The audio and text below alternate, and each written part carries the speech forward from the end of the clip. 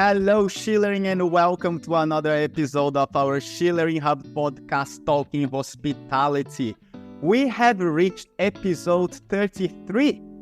If you are listening for the first time, my name is Mauricio Schiller, your host.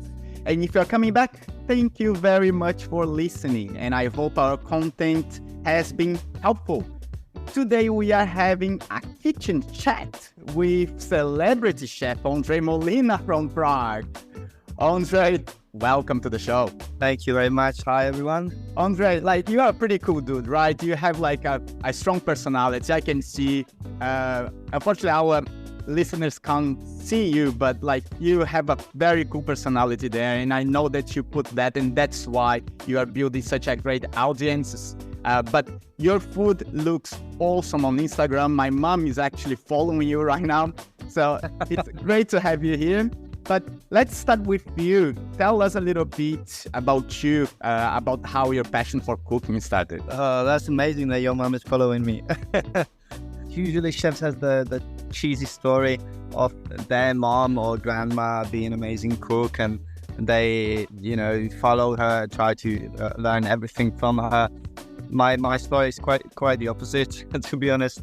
The food never been a topic in my family. My father, he's Cuban, and he's been working always very hard.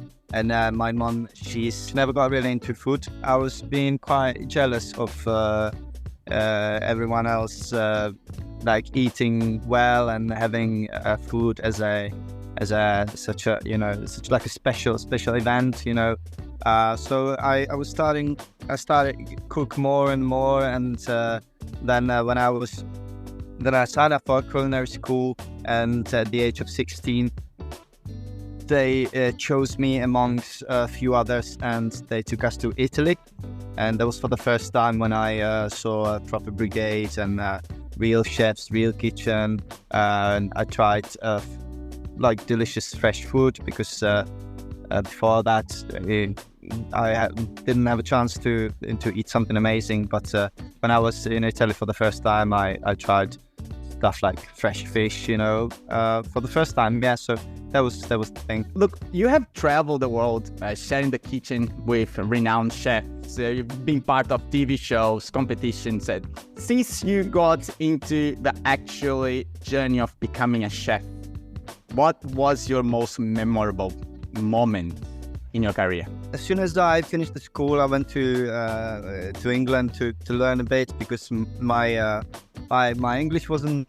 It was all right, but it wasn't good enough. And basically, before that, I didn't have any experiences. So I went to the UK, and that was all right. But 2 years after that, I decided to go to New Zealand. I saved up a lot of money. My parents helped me. And I made this decision to move on the other side of the planet.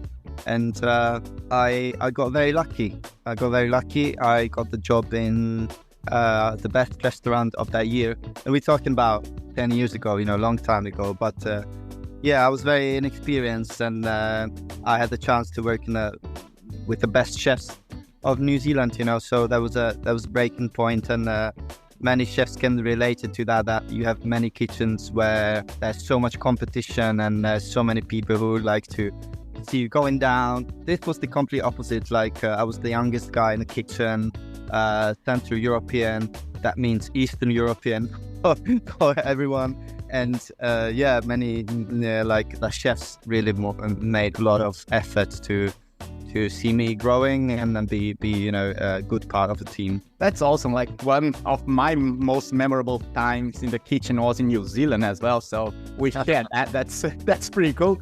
And you said something about the pressure in the kitchen. And yes, you've been very lucky to have had a very supporting kitchen, because the kitchen environment not always is the best environment to grow. Yeah, I had many problems with the kitchens I work with, and basically I see that it's probably one of the issues we have with shortage of staff today in hospitality, but in the kitchen in general.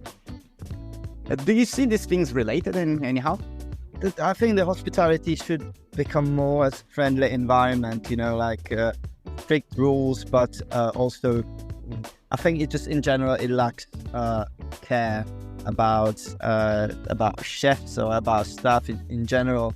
I think that the best restaurants are driven well, and they pay so much attention for each of the team members, like little things like a staff meal when actually you can gather everyone, and make them to sit down for a little bit and have a friendly chat, and eat some food. It sounds such a basic thing, but there's so many places who lack that.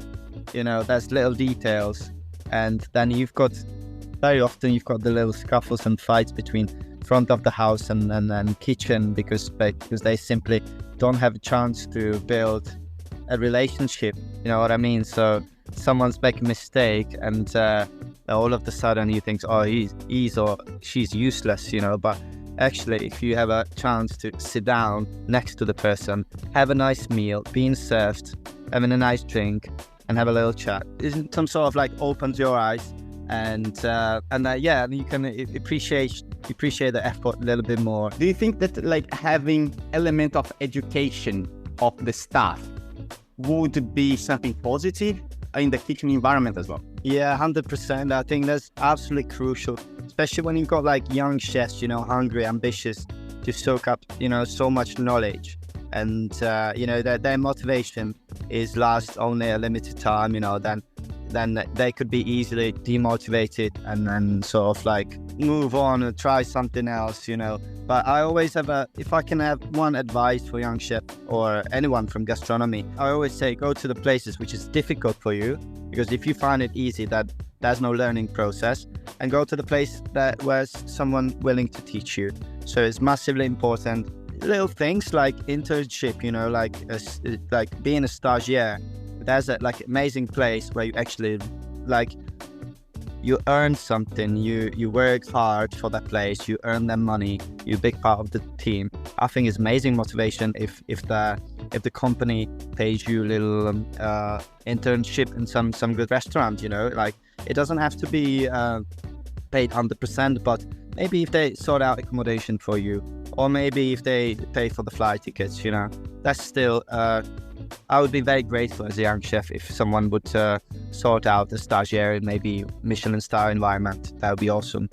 That's an awesome idea, actually. Let's share that and get these ideas pumping into the restaurants around.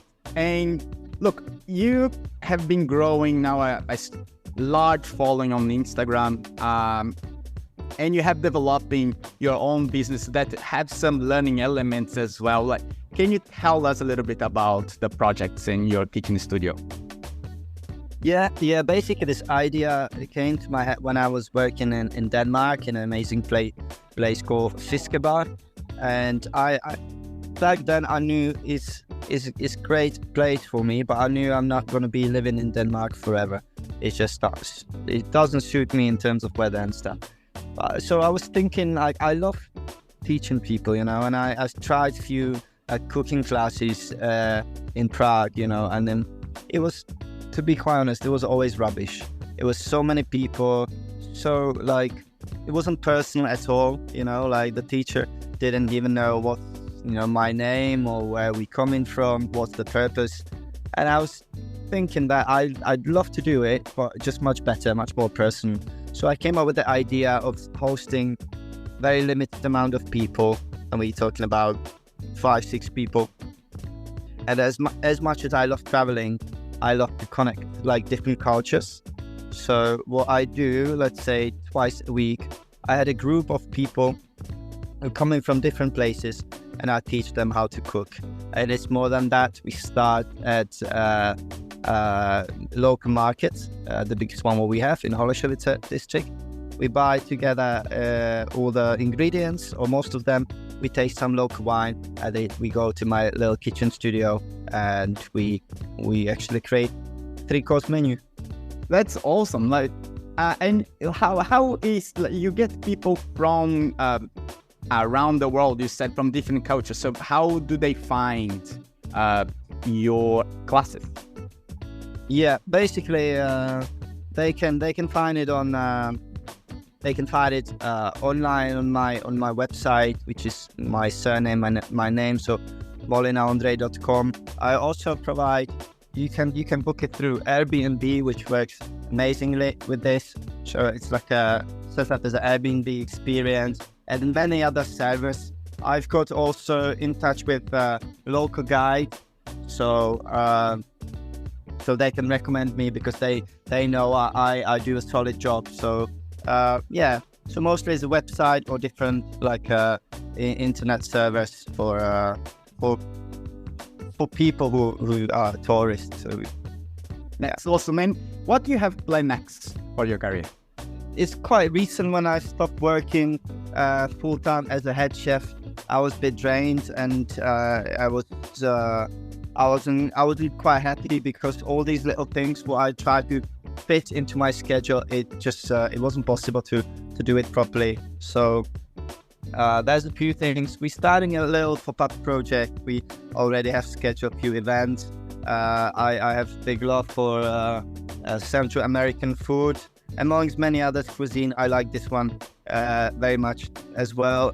So we came up with a little project called Fidel Gastro, which is, I hope you find it funny as much as I do.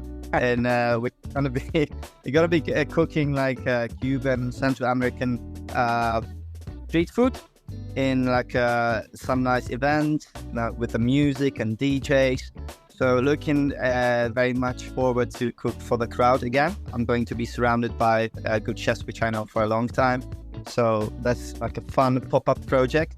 I continue working on my classes, making better. I have a few set up for tech people. I'm currently working on like a very basic cooking class for people who just need to get a little bit more confidence. People who probably don't even know how to work with knife, how to debone chicken or fillet a fish. So very basic class for people. So looking forward to do that.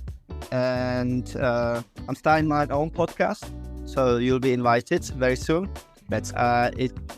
It's called Footprint, and it's about obviously gastronomy, cooking, but also a little bit of traveling and sustainability.